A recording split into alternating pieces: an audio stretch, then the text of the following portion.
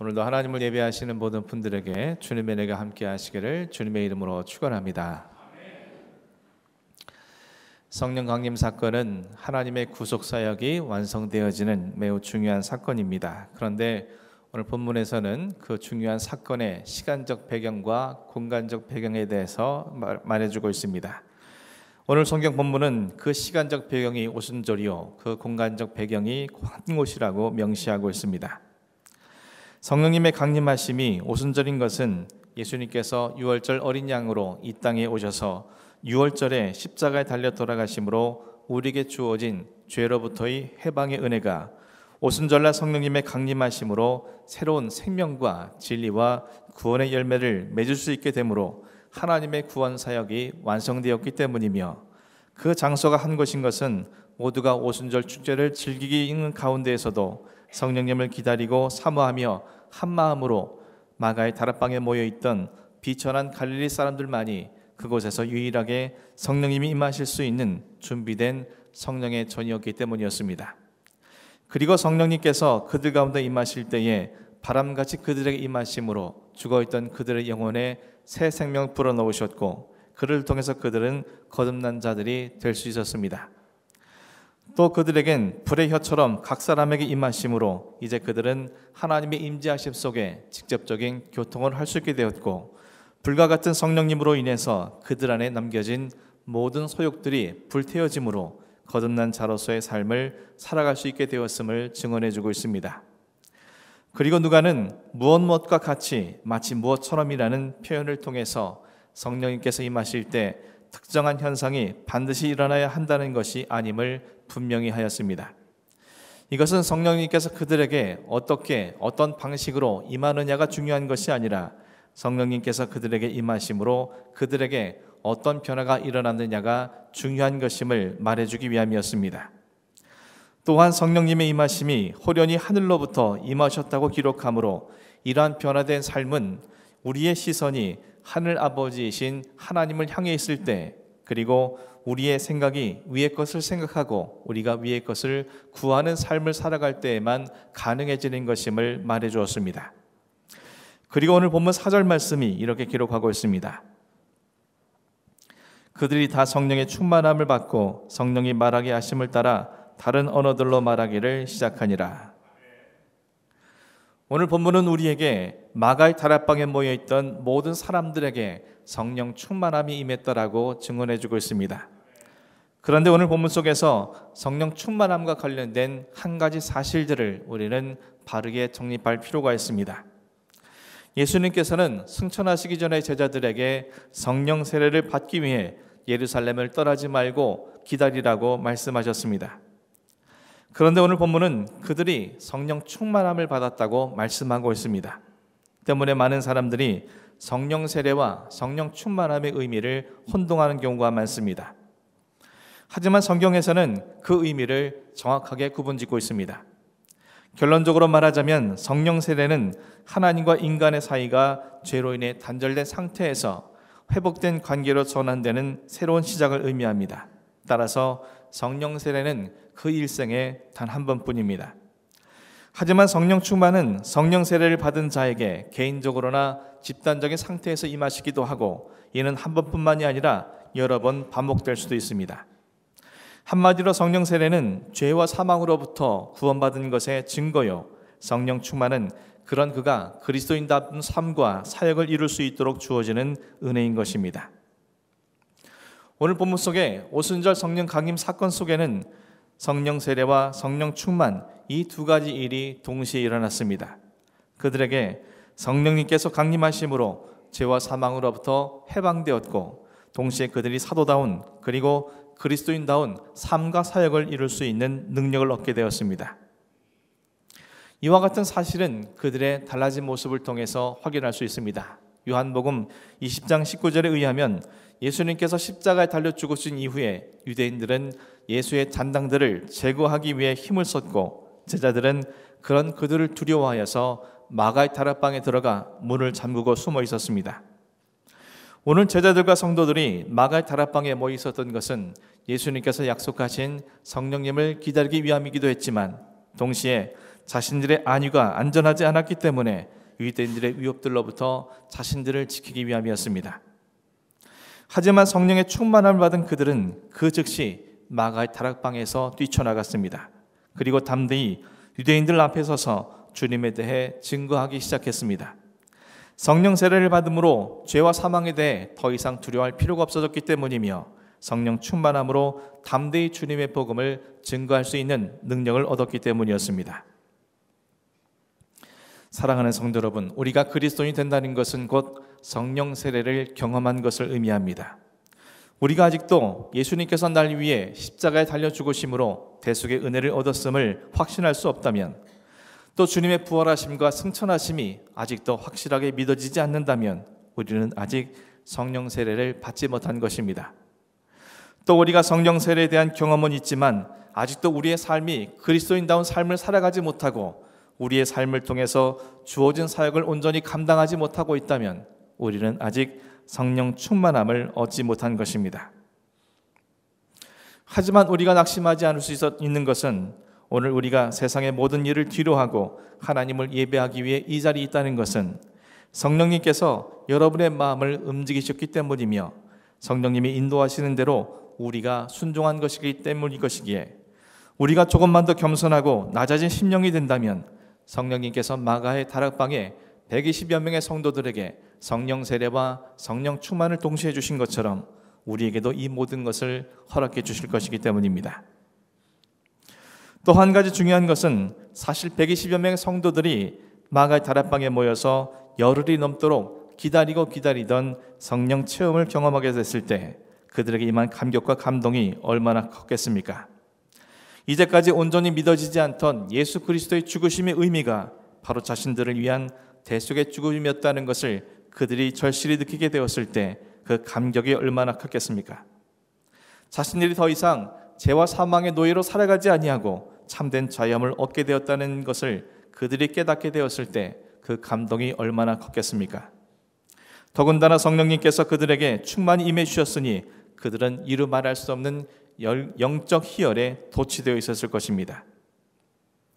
만일 저라면 저는 그 마가의 다락방에 계속 머물면서 더 큰 능력과 은혜를 기다렸을 것입니다.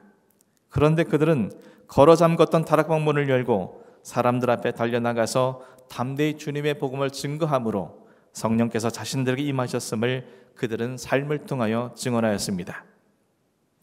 이와 같은 사실이 우리에게 무엇을 교훈해 줍니까?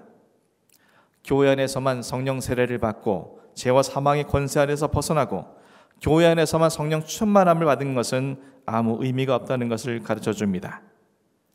주님께서 우리에게 성령 세례를 베푸신 것도, 성령 충만함을 주시는 것도 우리로 하여금 교회 밖 세상에서 주님의 증인이 되도록 하시기 위함입니다. 하지만 많은 그리스도인들이 교회 안에서 은혜 받고 교회 안에서 영적 체험을 하고 교회 안에서 능력받는 것에는 갈급해하고 이 일을 위해서 헌신하지만 그 받은 은혜와 경험과 능력을 세상으로 연결시켜 그들로 안에서 그리스도인답게 살아가는 삶을 실현하는 것에는 많이 서툴다는 것을 인정할 수밖에 없습니다. 사랑하는 성도 여러분, 여러분 모두에게 성령 세례의 영적 경험과 성령 충만함의 은혜가 부어지기를 주님의 이름으로 간절히 축원합니다. 그리고 그 받은 성령 세례와 성령 충만함으로 교회 안에 갇혀 있는 그리스도인들이 아니라 저 세상에서도 동일한 은혜와 감격과 능력으로 주님의 복음을 증언해 나가는, 여러분이 진정으로 성령 세례와 성령 충만함을 입은 자임을 나타낼 수 있는 복된 삶이 되기를 주님의 이름으로 간절히 축원합니다. 그렇다면 우리가 세상 속에서 어떻게 내게 임한 성령 세례와 성령 충만함을 증명할 수 있겠습니까? 본문 4절 말씀을 다시 한번 곰곰이 살펴보겠습니다. 그들이 다 성령의 충만함을 받고 성령이 말하게 하심을 따라 다른 언어들로 말하기를 시작하니라. 앞서 말씀드린 것처럼 성령님께서 우리에게 어떤 방식으로 임하느냐보다는 그 성령님께서 임하심으로 우리에게 어떤 변화가 일어나느냐가 더 중요하다고 말씀드린 바가 있습니다. 그리고 오늘 본문은 그들이 성령 충만함을 받은 이후에 일어난 변화에 대해서 증거를 해주고 있는데 그들이 다른 언어들로 말하기 시작했다고 증거하고 있습니다. 이는 그들의 언어가 변화되었다는 의미입니다. 여기서 다른이라는 말의 원어상의 뜻은 이전까지 없었던 전혀 새로운이라는 의미를 갖습니다. 이 말은 곧 지금까지 그들이 해왔던 언어나 말이 아니라는 의미입니다. 성령 충만함으로 그들의 언어와 그들의 말에 변화가 일어나는 것입니다. 그렇다면 성령 충만함으로 그들이 변화된 것이 왜 다른 언어들로 말하는 것이어야 합니까?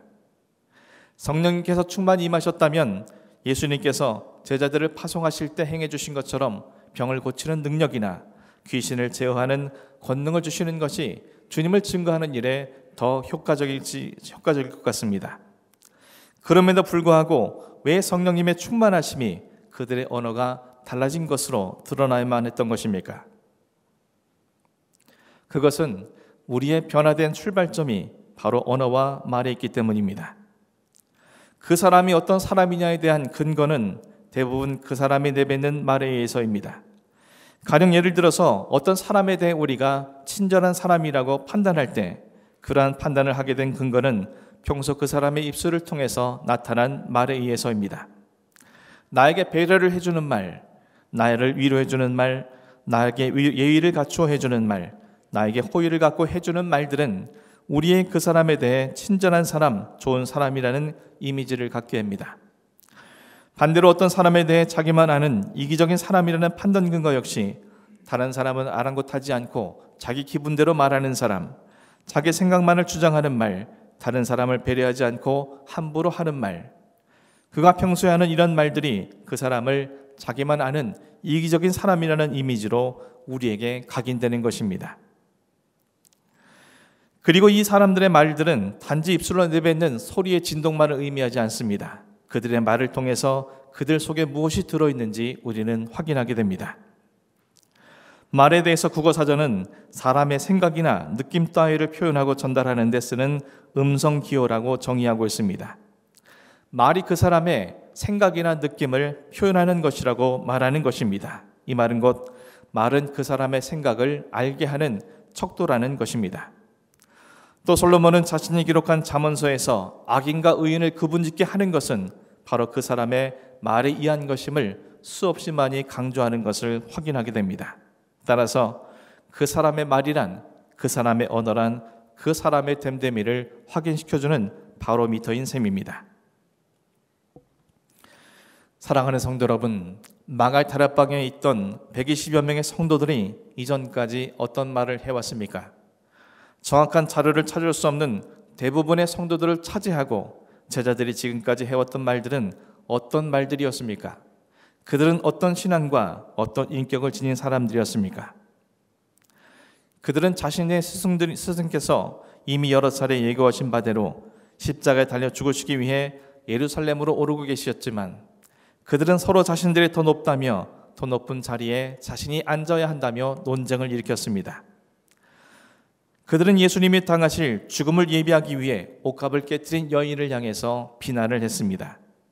그들은 예수님께서 병사에게 붙잡혀 대제사장에게 신문을 받고 있지만 그는 자신이 주님을 모른다라고 비겁한 배신의 말을 했습니다.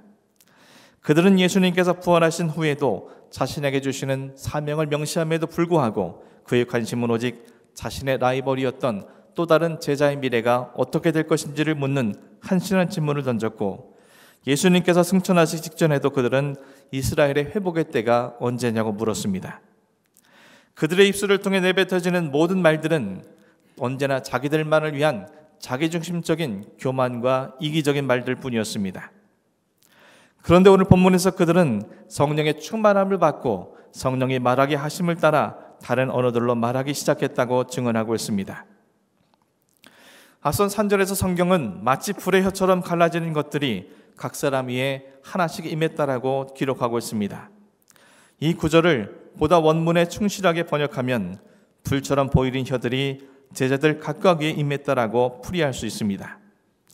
누가가 굳이 성령께서 불처럼 임하신 것을 혀에 비유하여 표현한 것은 단지 그 형태를 설명하기 위함이 아니요 성령님께서 제자들의 혀에 임하심으로 그들이 다른 언어들을 말할 수 있게 되었다는 사실을 증언하기 위함이었습니다. 제자들 각 사람 위에 임했던 혀가 누구의 혀입니까? 두말할 것도 없이 성령의 혀, 주님의 혀였습니다. 성령 충만한 사람은 주님의 혀를 가지고 주님의 혀로 말하는 사람인 것입니다.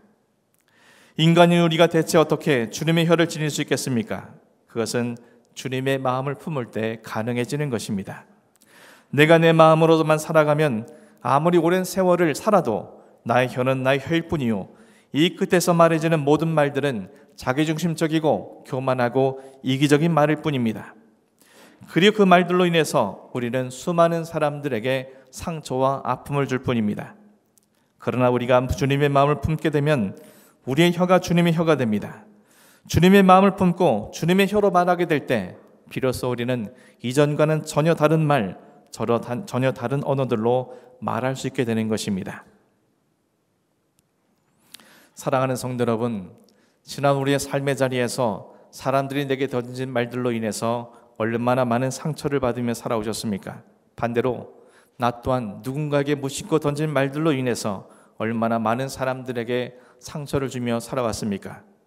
아내가 남편에게, 남편이 아내에게, 부모가 자식에게, 자식이 부모에게 던진 말들이 얼마나 큰 비수처럼 우리에게 꽂혀오는지 우리는 잘 알고 있지 않습니까?